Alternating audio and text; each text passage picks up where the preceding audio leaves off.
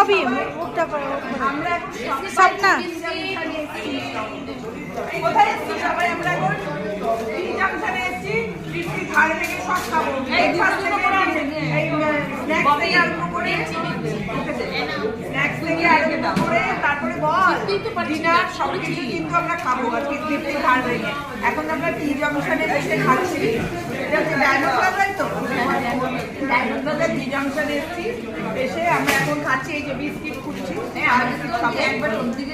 দেখো আমরা কত মজা করি না, আমরা কত মজা করি না, হেব্বি মজা করি আমরা এখন চা